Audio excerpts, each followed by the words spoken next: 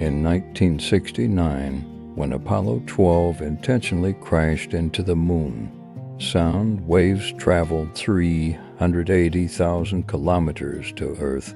These radio cracks shocked NASA scientists. What did they discover? You should know there are many unsolved mysteries in the solar system, but the most abnormal one is the moon.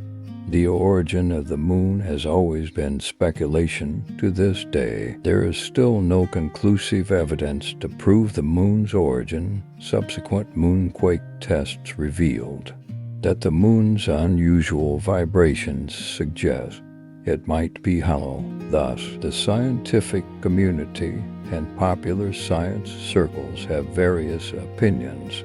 Today, let's talk about the most ordinary, yet most extraordinary moon above our heads.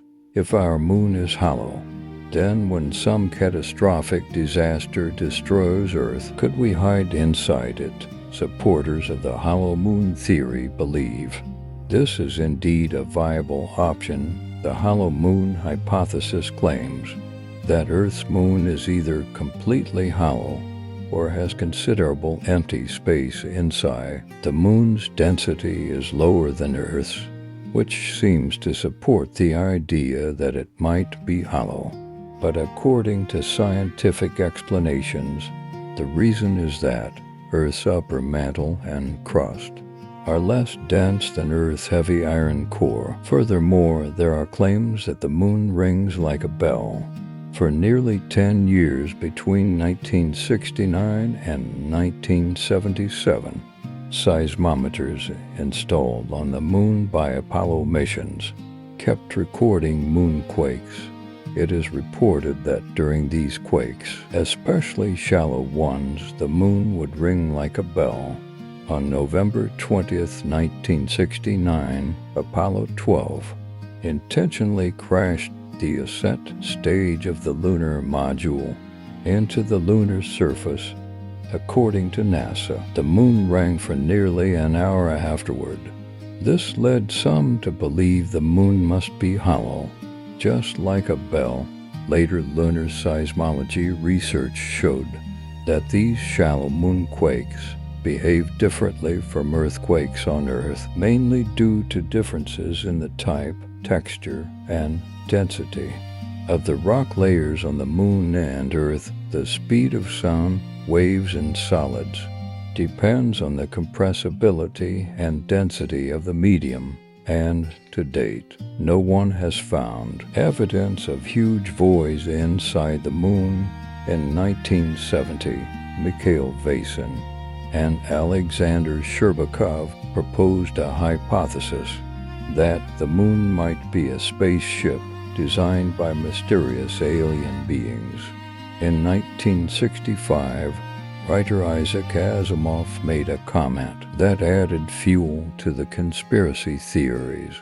He marveled at the astronomical coincidence that during a total solar eclipse, the moon perfectly covers the sun. The sun is farther away, compensating for its much larger size. So to us, the moon and sun appear the same size. The author added that there is no astronomical reason for the sun and moon to fit so precisely during an eclipse since the 1970s. Conspiracy theorists have quoted Asimov's words about eclipses as evidence of the moon's artificial origin.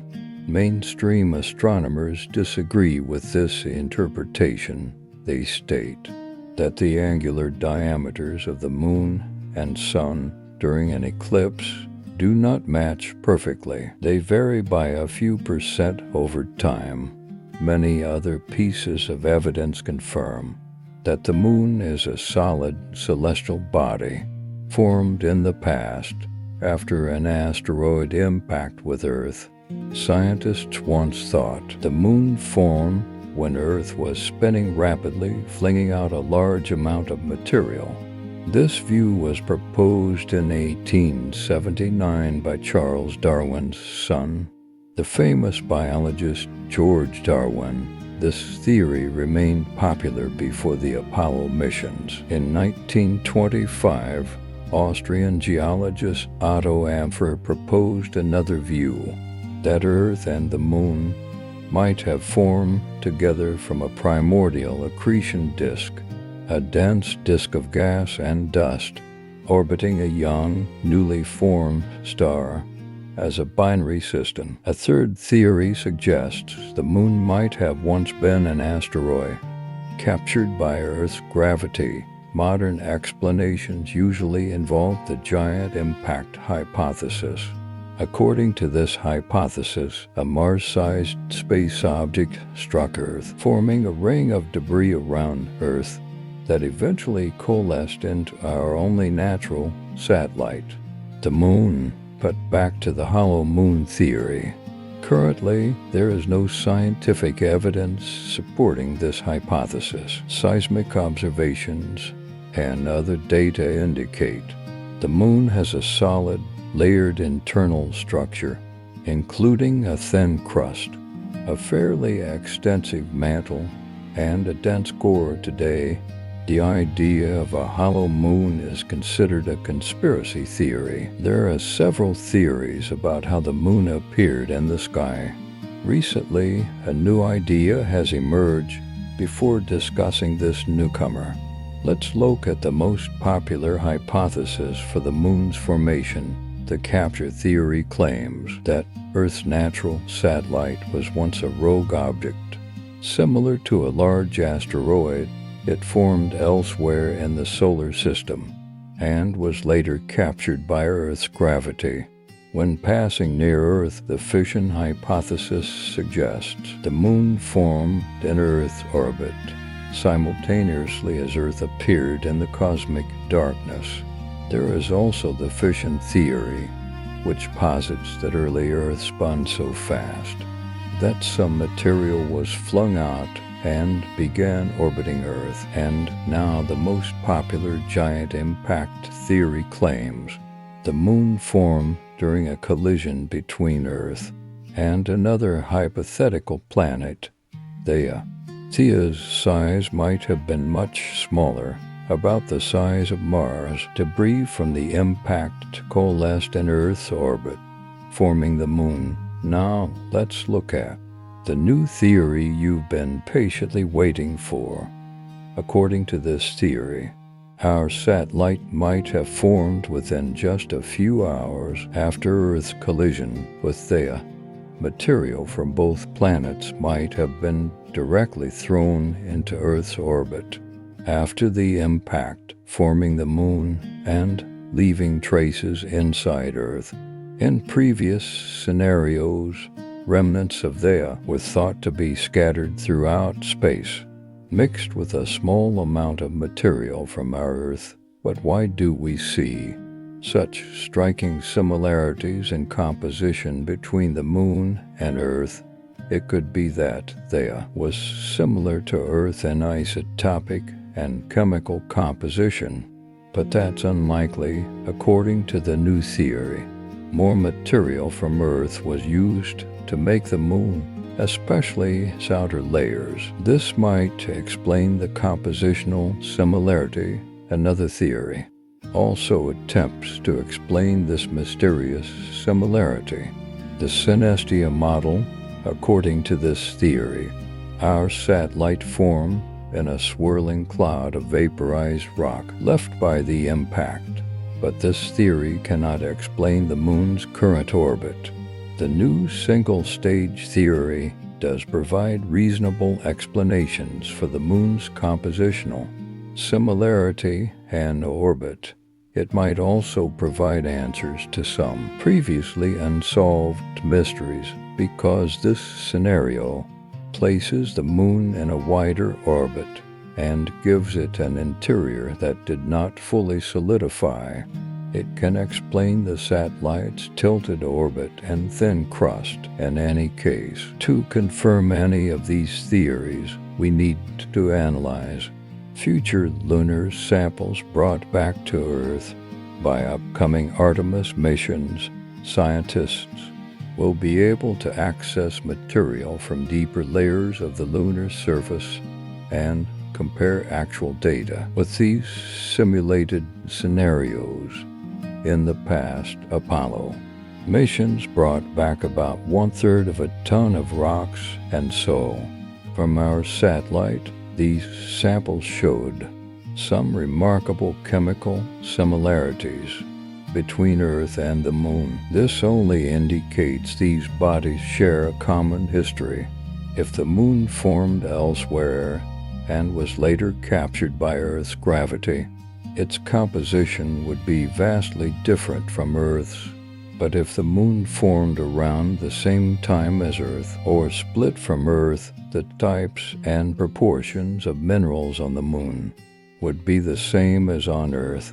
But they are indeed somewhat different. Lunar minerals contain less water than their counterparts on Earth and are rich in materials that form quickly at high temperatures. That's why the currently most accepted model for lunar formation is the giant impact model. Meteorites from the Moon are an excellent source of data for studying our satellite's origin. They can even provide more information about the Moon than Apollo samples because these meteorites come from various places on the lunar surface, while Apollo samples were collected only from the near side near the lunar equator. Technological progress never stops. Over the past 10 years, the resolution of lunar surface images has greatly improved. Many pits have been discovered on the lunar surface, some of them quite impressive in scale. The largest pits are hundreds of feet deep. However, technology hasn't yet reached the level needed to study the bottoms of these pits in detail. That's why the recent discovery is surprising. It turns out huge pits can reach deep into the Moon's rock interior. Leonardo Carr and Lorenzo Bruzzoni of the University of Trento, Italy, were excited about solid evidence of such structures on the Moon. They analyzed images taken in 2010 by the Mini-RF instrument on the Lunar Reconnaissance Orbiter. The original images weren't very high resolution, so the authors had to do a lot of work using modern data analysis and modeling techniques. But first, why is all this so important? Well, instead of building houses on the lunar surface, we might live in these natural caves. They could protect us from dangerous things like harmful space radiation, extreme temperature changes, even meteorites, according to planetary geologist Wes Patterson of Johns Hopkins University. Although we'd still need to bring materials from Earth to make these caves habitable, using them would be much easier and cheaper than building a base on the surface. Based on collected data, this cave is about 150 feet wide and about 260 feet long, slightly smaller than a football field. It's located in a deep pit called the Mare Tranquillitatis Pit, likely formed when an ancient lava tube collapsed. Although the Moon has no active volcanoes today, billions of years ago, its surface was covered by lava flows. These lavas flowed in valleys, carving out tubes beneath the surface. Over time, some lava tubes became unstable and collapsed, forming pits like the one described here. NASA's Lunar Reconnaissance Orbiter (LRO) has already found over 200 such pits on the Moon. This means there might be hundreds of hidden caves on our satellite, waiting to be explored. When publishing their findings in Nature Astronomy, the researchers suggested these caves could provide safe living and working places for future astronauts, protecting them from the Moon's extreme conditions. and these conditions are indeed extreme. One of the biggest challenges of living on the moon is its temperature. The lunar surface gets very hot during the day, reaching about 250 degrees Fahrenheit.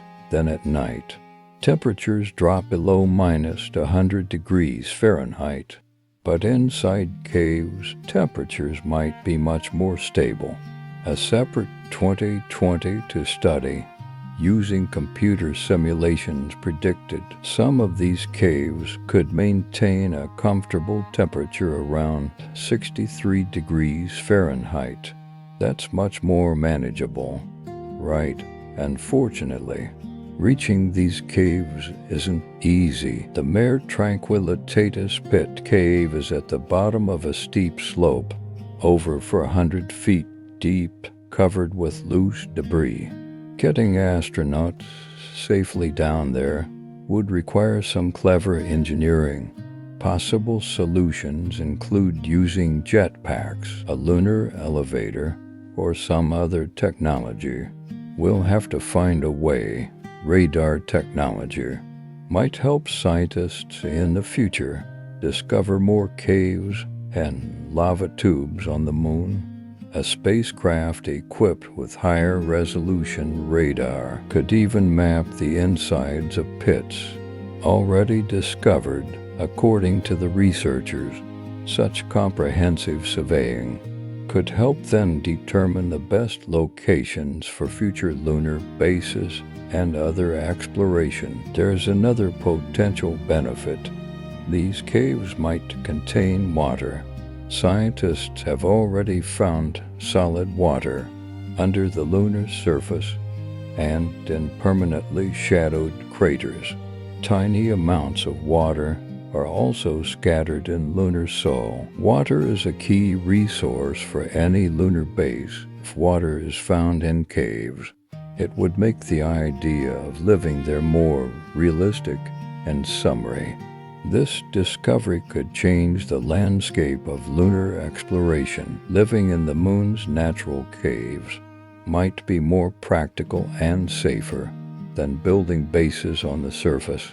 This could also bring the moon closer to becoming a place where humans can live and work long-term. Saturn's ocean moon Enceladus constantly sprays water into space. This liquid erupts from inside the moon through cracks in its icy shell. In the mid-2000s, the Cassini spacecraft analyzed the composition of these plumes, finding molecules including ammonia and carbon dioxide, both compounds crucial for life's existence on Earth. Recently, scientists performed another analysis on Cassini samples. This study revealed that Enceladus has immense chemical diversity, making it one of the top candidates in the solar system for finding life. To investigate the moon's true chemical makeup, NASA researchers looked again at data collected in 2001 and 2012. All this information was gathered by NASA's Cassini-Huygens mission, which flew the spacecraft multiple times through the spectacular water plumes of Saturn's moon. The samples were analyzed by a special instrument that identifies compounds by their molecular weight, called a mass spectrometer, which Cassini also carried. Initial analysis showed the plumes contained 5 types of molecules: water, carbon dioxide, ammonia, methane, and molecular hydrogen. But later, experts found some larger, heavier compounds, including ethane, hydrogen cyanide, and traces of methanol.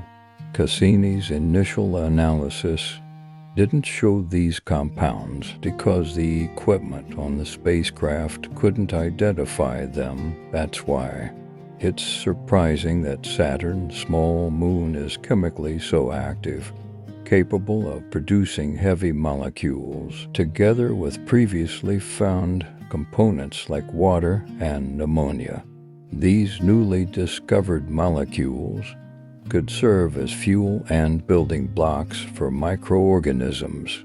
This means they might support an independent origin of life. That's why, after the discovery of its ocean, Enceladus has been one of the prime targets in the search for alien life. These molecules might have mixed through hydrothermal activity on the moon's seafloor, creating a habitable environment that could nurture life. So far, scientists haven't found any evidence that such processes are actually ongoing. Moreover, it's still not known how the erupting water makes its way through the moon's icy shell. Nevertheless, the recent discovery might aid ongoing and planned missions to explore ocean worlds similar to Enceladus. Jupiter's moon Europa is one such world. It likely has properties similar to Enceladus. Hopefully, we'll soon get answers to these questions from the European Space Agency's Jupiter Icy Moons Explorer JUICE mission, currently on its way to the Jupiter system. But then another question might arise. If we find there the conditions for life's origin, or even flourishing, wouldn't that fact itself be proof of alien life? Wouldn't it mean life must be common in the universe? Then, why haven't we encountered other species yet? The answers to this paradox range from optimistic to terrifying. Maybe it's because we haven't been looking long enough, or perhaps we haven't sent out enough detectable signals for other civilizations to find us, or maybe no species has ever reached a stage where they could contact other civilizations. There's also the frightening dark forest hypothesis. This theory suggests numerous alien civilizations exist in the universe, but they are all silent and hostile. They try to remain undetectable to avoid being destroyed by another unfriendly species. Therefore, according to this hypothesis, we can assume any spacefaring civilization must regard other intelligent life forms as an inevitable threat, and the best course of action is to hide its existence. This makes the cosmic electromagnetic spectrum eerily quiet, with no signs of intelligent alien life. Thus, the universe can be compared to a dark forest, full of armed hunters, moving like ghosts among the trees. Something unexpected is also happening inside the moon, not dramatic changes you can see externally, but deep down in places that seem frozen in time. Scientists have discovered a layer that can only be described as lunar goo, like Earth. The moon consists of layers such as crust, mantle, and core.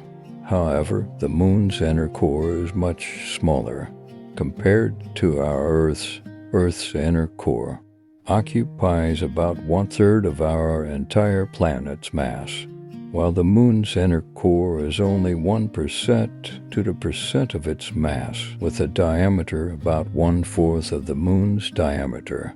It's surrounded by a solid rocky mantle, but it turns out between these two layers lies that mysterious gooey layer. It's more important than you might think. This layer is soft, squishy, rising and falling like tides in an ocean. It moves up and down, stretching and shifting as if alive. Its motion isn't chaotic, but subtle and rhythmic.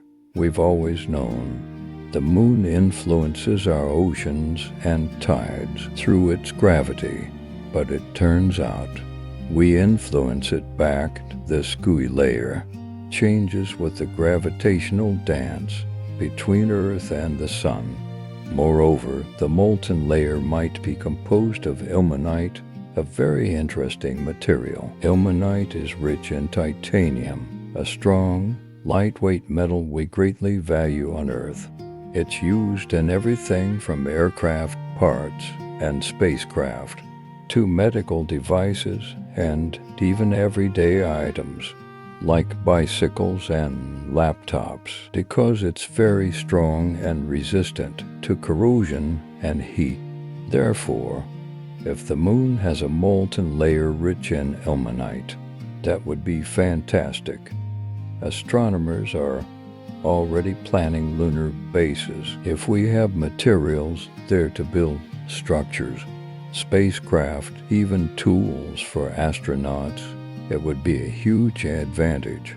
Otherwise, we need to transport materials from Earth, which is extremely expensive. This is the first tangible evidence we have that the moon isn't just a cold, boring rock. It's a dynamic, living planet with moving forces beneath its surface. NASA used new special tools to discover this: the Gravity Recovery and Interior Laboratory GRAIL, and the Lunar Reconnaissance Orbiter LRO. These refer to space missions studying the moon, but they don't just observe the surface like telescopes. They help measure things we can't see with our eyes, like the moon's gravity and its changes over time. GRAIL launched 2 small spacecraft flying around the moon, named Ebb and Flow. The creative idea was to have these 2 spacecraft fly close to each other and measure tiny differences in the moon's gravity. As they flew, it's like feeling the moon's invisible pull. In different places, if gravity is stronger somewhere on the moon, the spacecraft move closer. If gravity is weaker, they drift apart. This helps scientists understand what's inside the moon, even though they couldn't actually go there. These 2 spacecraft intentionally crashed into the moon in December 2012 to end the mission. The Lunar Reconnaissance Orbiter LRO is different. It took ultra-high-resolution pictures of the moon and collected other important information about its surface.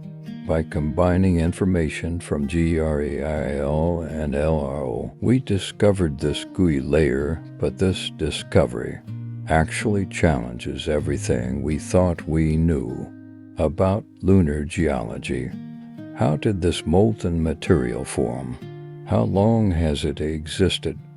Even more fascinating, how has it stayed warm for millions of years?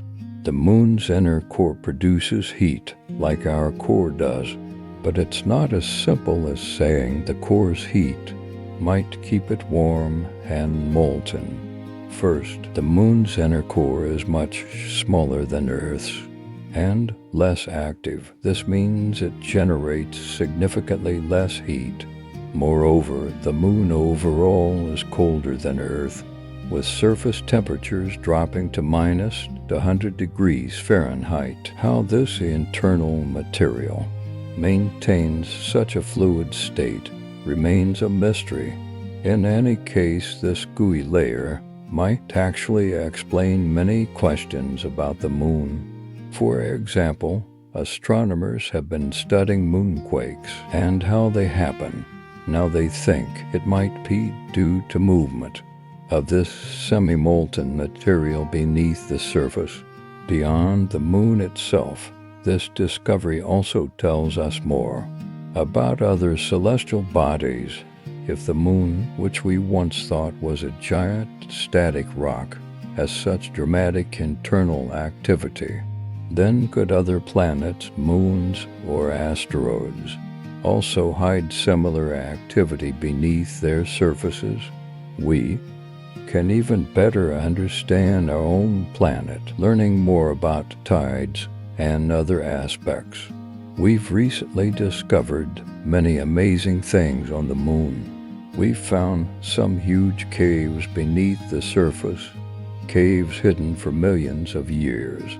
For over 50 years, scientists have suspected the lunar surface is riddled with underground tunnels and caves. These are called lava tubes because they're formed by lava. Billions of years ago, the moon was very unstable, experiencing volcanic activity that caused eruptions. When volcanoes erupted, lava could flow across the surface. When the outer layer of lava cooled and hardened, it formed a dark crust. Actually, these are those famous dark spots on the moon, hardened remnants of ancient lava flows. But the hot lava continued flowing in the center. Once the eruption ended, the lava drained, leaving behind a hollow tunnel, a lava tube. On Earth, we have lava tubes in places like Hawaii or Iceland where volcanic activity creates similar underground tunnels. The same thing happened on the moon billions of years ago, although they're much more extensive than ours. In fact, it's now thought lunar lava tubes are among the largest and longest tubes in the entire solar system. One such cave was discovered underneath the Sea of Tranquility, near where Apollo 11 first landed. It's at least 340 feet deep. All these lava systems have existed hidden beneath the surface, untouched for millions of years, and only now has their existence been finally confirmed. Scientists at the University of Trento, Italy, use special radar technology and advanced computer methods to find them. These techniques can look underground. By sending radar waves, the waves bounce back, providing clues about objects hidden below. By analyzing how these waves reflect, researchers can detect the shape and size of hidden cavities. The best part about this discovery is we could establish bases there. These caves could protect us from radiation, strong winds, and meteorites. NASA even found some evidence that the temperature inside some of these caves stays around 63 degrees Fahrenheit, which is quite comfortable for the moon. Moreover, there might even be water there. Thus, humans could take shelter inside these structures and establish entire colonies on the moon. I guess you're also thinking now, whether deep inside lunar caves, unexpected lunar creatures might be hiding. Actually, exploring these caves truly has huge potential and might lead to some astounding discoveries. But even if we manage to find wonders like tiny life forms or microbes, there's a 99% chance there won't actually be animals or monsters, because under such conditions it's almost impossible for them to develop. But it would indeed make great material for a horror movie. Researchers hope to send robots or drones first to explore these tunnels, and then see if they're safe enough for human use. It's not just the U.S. taking action. China is also studying the possibility of using these lunar caves as future bases. This shows the competition for exploring and settling the moon is heating up. Soon we might start building extensive facilities on the moon, because India's lunar mission recently detected sulfur near the moon's south pole. This chemical element could be very useful in creating infrastructure on our satellite. This is the first time this chemical element has been found on Earth's natural satellite. This element is mainly found near volcanoes on Earth.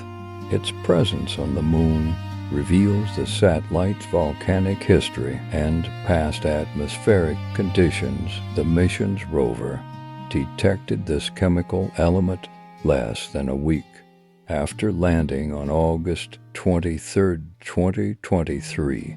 about 70 degrees from the lunar South Pole. This historic lunar surface landing made India the fourth country to safely land a mission on the moon, and the first to land a spacecraft so close to the moon's south pole. This region is strategically important because it's believed to harbor deposits of water ice. If true, future missions could mine this water ice and turn it into drinking water or even rocket fuel over 2 weeks. The lander primarily conducted analysis of lunar soil and its extremely thin atmosphere. Meanwhile, the solar-powered Chandrayaan rover began its mission to search for solid water on the moon. As for the lander, it demonstrated another remarkable feat on September 3rd. The spacecraft fired its engines, rose about 16 inches, then performed a small hop landing about 12 to 16 inches from its original position. Being able to relaunch a lander from the lunar surface is crucial for future missions, showing they can safely return soil samples or even astronauts to Earth. In September, the Indian spacecraft entered sleep mode as the 14-day lunar night approached, and the spacecraft wasn't designed to collect scientific data during this period. So far, we've learned about some of the mission's main findings. One of them concerns measuring the temperature of the lunar topsoil at different depths.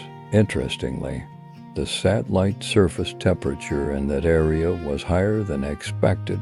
It was thought surface temperatures might be between 68 to 86 degrees Fahrenheit, but it was actually about 158 degrees Fahrenheit, much higher than expected. Another finding indicates the presence of several chemical elements, including oxygen. Moreover, data received from the spacecraft confirmed the presence of aluminum, calcium, iron, titanium, silicon, and other chemical elements near the lunar south pole on the surface. The rover also used instruments specifically designed to measure moonquakes and vibrations below the lunar surface to detect some seismic activity. That's when we return to the detected sulfur. Thanks to the rover's spectrometer, scientists are currently studying whether this element formed on the surface naturally or as a result of volcanic activity or meteorite impacts. Another amazing thing found on the moon is a rock that might be the oldest known Earth rock, a fragment 0.7 inches wide from a large rock collection brought back to Earth by Apollo astronauts. Might actually be a piece of Earth from 4 billion years ago. This discovery could help us better depict the violent impacts Earth suffered early in its life. It might have happened like this soon after the rock formed. An asteroid impact might have blasted it off Earth.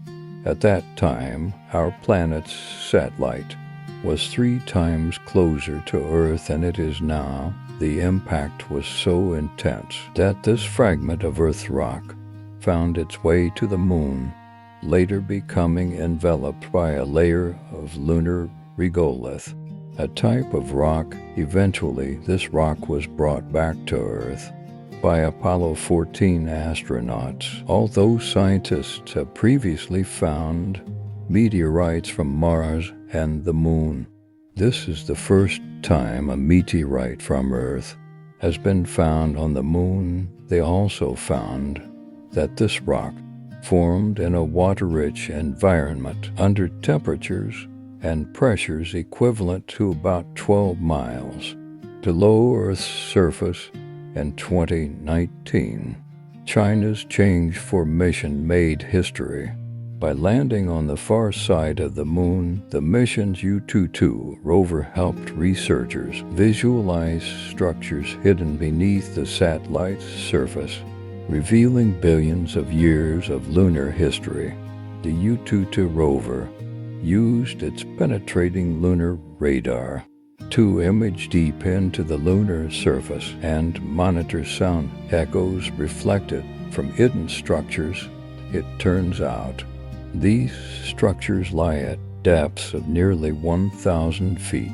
The findings suggest the region up to 130 feet below the surface consists of layers of dust and rock. The instrument also discovered an ancient impact crater, likely formed long ago by a large object striking the lunar surface. Ancient lava might have flowed deep underground. Researchers believe the broken rock formed by the impact might be debris from the collision. They also found that closer to the surface, volcanic rock layers become thinner. This variation in lava flow thickness might mean eruptions gradually decreased in number and scale over time. Thus, since the Moon's formation about 4.4 billion years ago, lunar volcanic activity gradually diminished. On the far side of the Moon, there's one of the largest and oldest impact craters in the solar system, the South Pole Light Basin.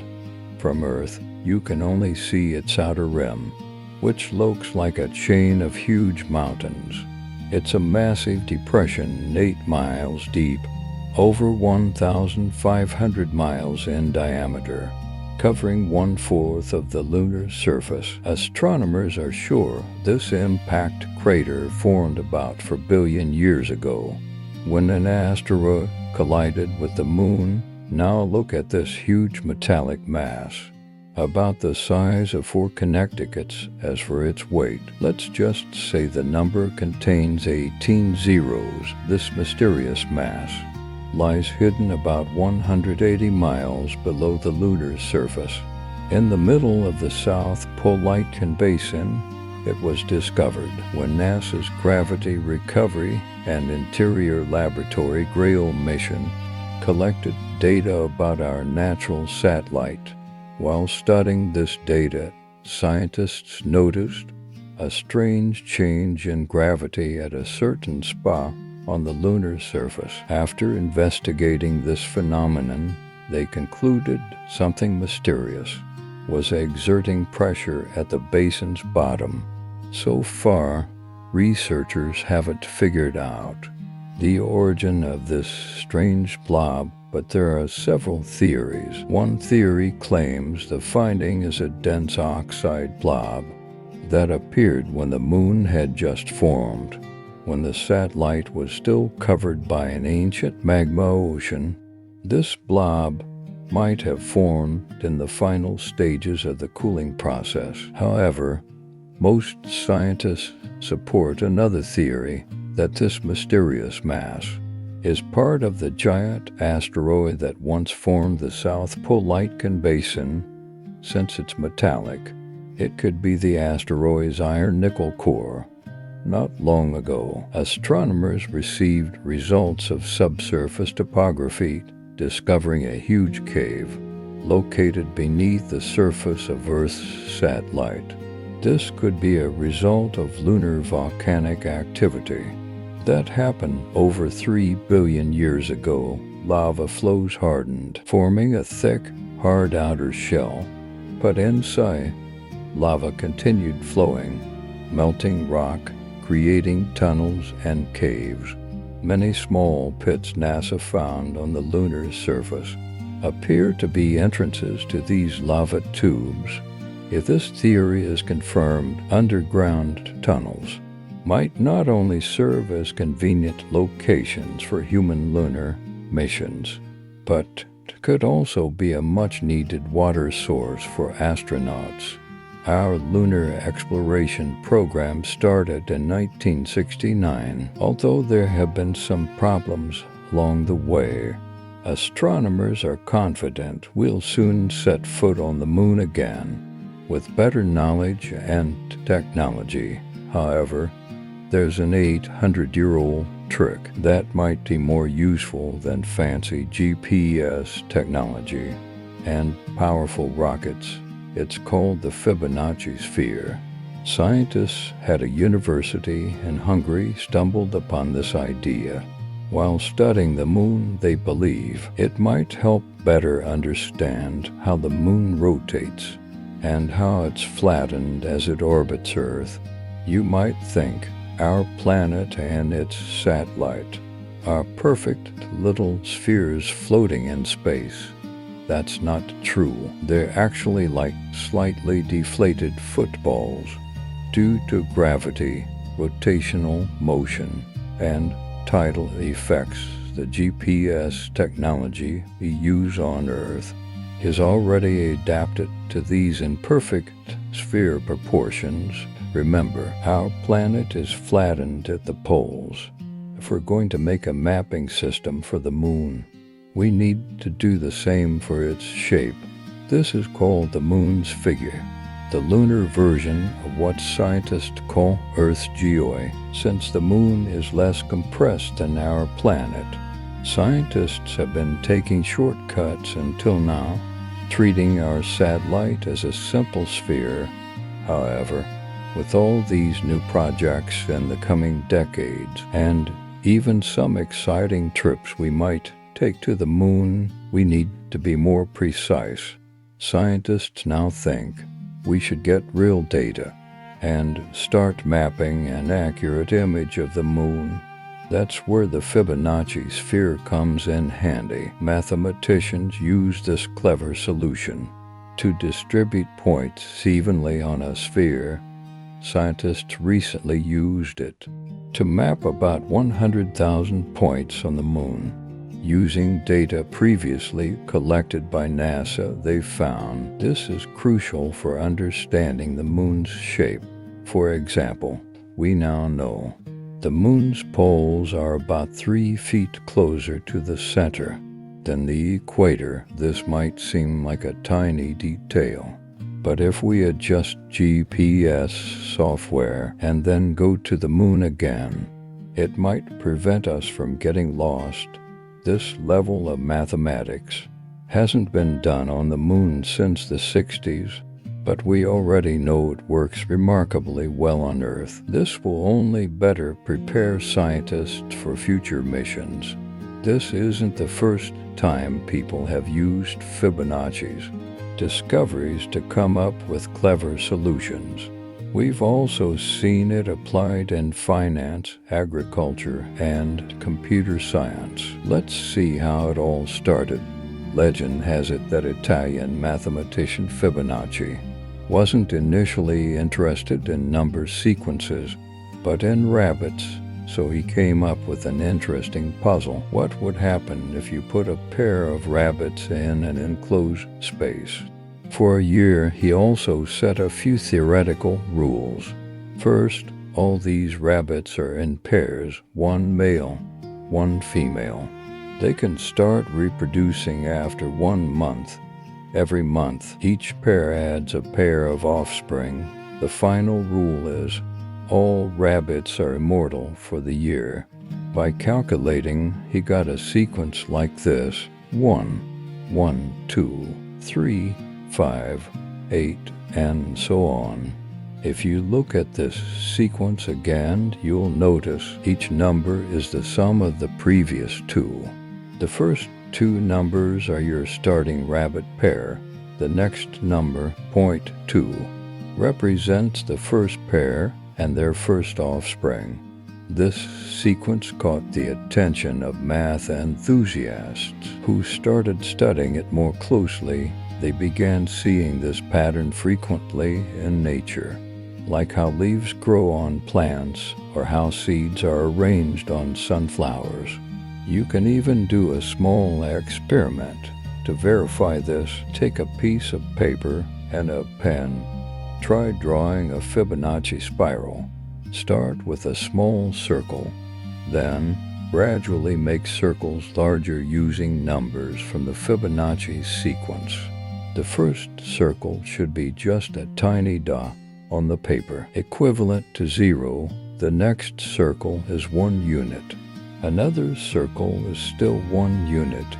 Keep going and you'll see the circles form a spiral pattern. Even as it continues growing, it maintains its shape. You might have also seen the Fibonacci spiral in hypnotic symbols. To be fair, evidence of hypnotizing someone by having them stare at a spiral for a while is scant, but its effect on our attention and optic nerves cannot be ignored. After staring at a spinning spiral for some time, you might see objects grow larger or smaller. Depending on the spiral's direction, it's easy to understand why some people might perceive this sensation as hypnotic. This interesting sequence is everywhere in our daily lives. Even if we don't notice it, it can also be used in more practical situations, like converting miles to kilometers. Look at the sequence 1, 2, 3, 5, 8, 13 to 1 ... Pick two adjacent numbers like 13 and 21 and do the calculation. You'll find 13 miles is approximately equal to 21 kilometers. Music and math might seem unrelated, but if you ask the great Mozart, he might disagree. He was very interested in numbers from early in his career, enjoying finding interesting number patterns in music, like hidden messages. His own sister even recalled he often doodled math on the margins of music scores. Some scholars think he might have even played with the Fibonacci sequence. If true, he might have used this ratio to balance his tunes. As for other types of art, it's said Leonardo da Vinci used the golden ratio in his masterpieces like the Vitruvian Man and the Mona Lisa. In great architectural works, the Parthenon likely used this pattern too.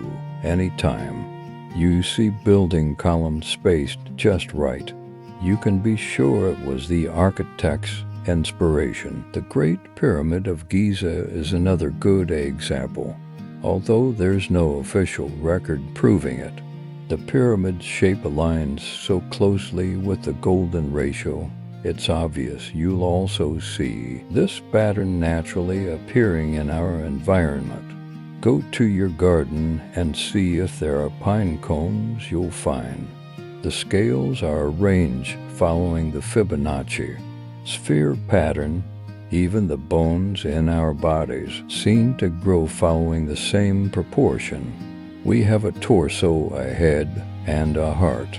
Then things that come in pairs, like our arms, legs, eyes, and ears. As for the number 3, think about the composition of our limbs and the 3 main parts of the hand, the wrist to mid-palm, and the fingers. Fingers are also divided into 3 parts, by the way. The lengths of our finger bones also have this proportion. This design helps our fingers move smoothly, especially when grasping objects. The Fibonacci sequence can also be seen in how ocean waves curve and how rivers split. Weather patterns can follow this rule too. Some vortices and hurricanes form and spread the same way as the Fibonacci spiral. Zooming out, you'll find spirals not only on Earth, but throughout space. This isn't a coincidence. Most galaxies, including our Milky Way, are spiral-shaped. Think of it this way. Usually, stars in a young galaxy don't appear all at once. Some stars develop faster, while others take longer. This makes gravity pull in different ways. causing the young galaxy to spin like a disk. As it spins, gravity of varying strengths stretches it into spiral arms. On the other hand, if all stars in a young galaxy appeared simultaneously, gravity would squash it into an oval shape, what astronomers call an elliptical galaxy. The moon's interior has different layers, just like Earth. One of these layers is called the inner core.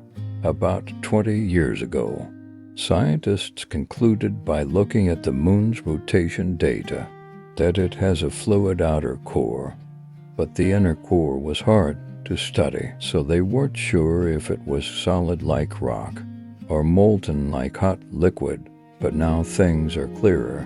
Astronomers collected data from different missions, including Apollo missions, where astronauts personally went to the moon to gather information. They also used a special technique called seismic data. This method is about studying how waves travel through an object.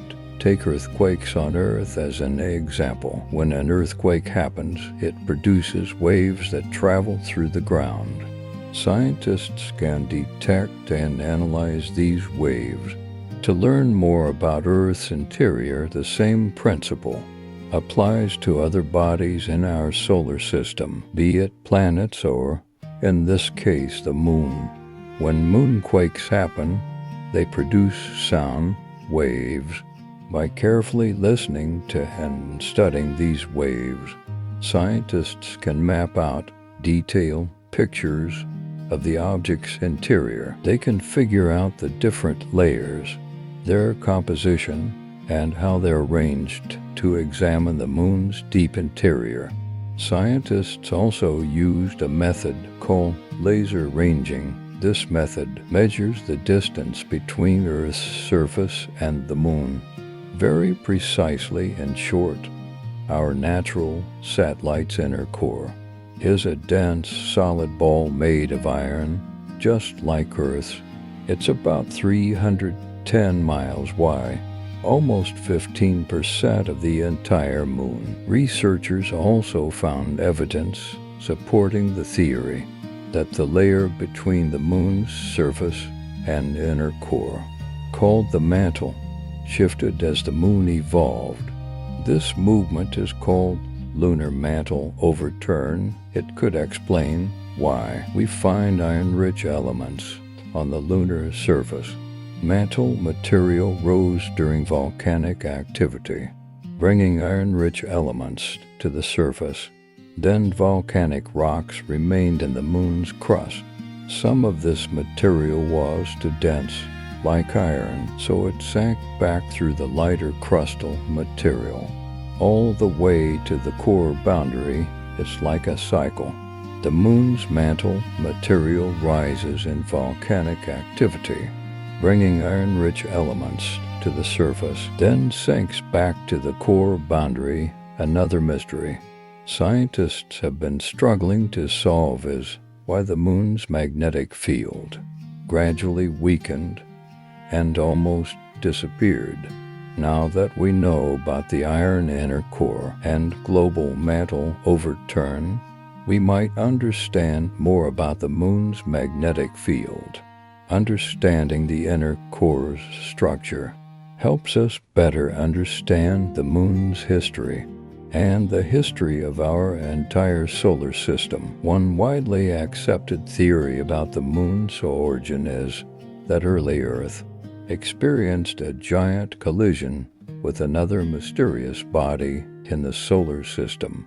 This collision was so intense, it tore off a large chunk of the primitive molten Earth. This event might have happened about 95 million years after the solar system formed. The object that collided with Earth might have been about 10% of Earth's mass, similar in size to Mars. This makes sense, as Earth and the Moon indeed share similarities in rocks and some minerals. Of course, there are some other views about the Moon's formation. One view suggests Earth's gravity captured it, meaning the moon was just an innocent passing object, suddenly caught and pulled into orbit by Earth's gravity. There's even a hypothesis that Earth stole the moon from Venus. In that case, the moon shouldn't complain. After all, the view is much better here. Therefore, the moon and Earth indeed share similarities in rocks and some minerals, but the moon doesn't have the same atmosphere as our planet. Its atmosphere is thin, composed of some strange gases, including potassium and sodium, gases not found in the atmospheres of Mars. Venus or Earth lunar rocks contain no water, but that doesn't mean there's no water there at all. In the 17th century, astronomers saw large dark spots on the lunar surface. One astronomer thought these spots looked like oceans. He called them Maria, meaning seas in Latin. Other astronomers also mapped the moon and used the term Maria to describe these dark spots. For example, Mare Tranquillitatis, the Sea of Tranquility, is where Apollo 11 landed, but it seems these dark spots aren't actual seas. They are plains formed by hardened lava that erupted long ago. These volcanic eruptions left smooth, flat areas called basalt plains in the late 19th century. An astronomical observer studied the moon and found it had no atmosphere. No atmosphere means no clouds, and no air to prevent water from evaporating, so scientists thought any water on the moon would evaporate immediately. They considered the moon completely dry, but in 1961, a physicist proposed a different view. He pointed out that in special areas called permanently shadowed regions, water might exist. These regions are places on the moon where the sun never shines, so they are always in darkness. Water ice could exist in these dark areas because they are so cold ice wouldn't evaporate. But soil samples brought back by Apollo astronauts showed no signs of water, so everyone thought the moon completely dry again.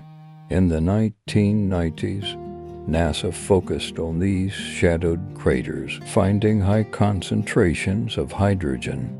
This meant there might be ice at the lunar poles.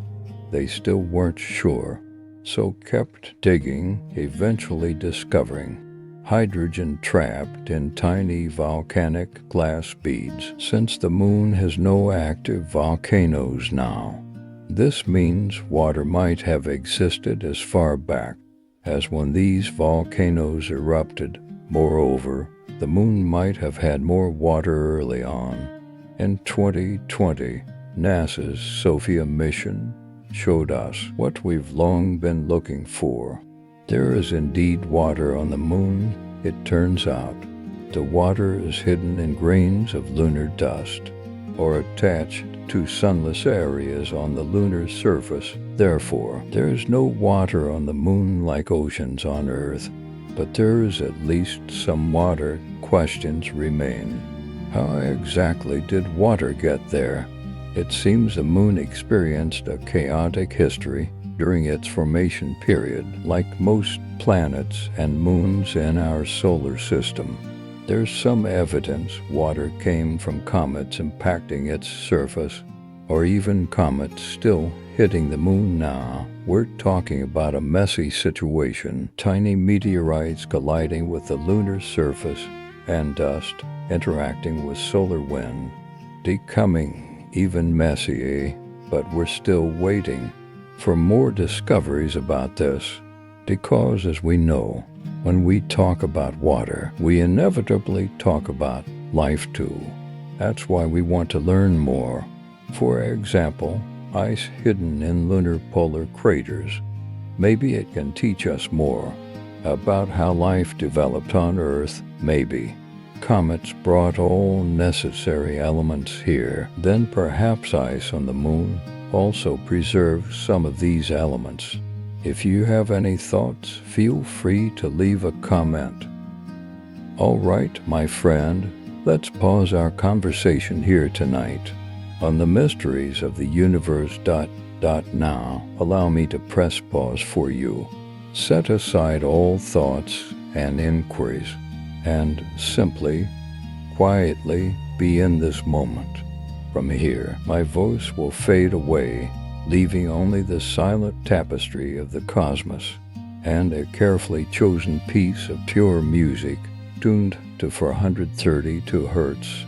Science suggests this frequency resonates deeply with the natural vibrations of the universe and the rhythm of life itself, soothing your nervous system and guiding you into deep relaxation. Now, find your most comfortable position.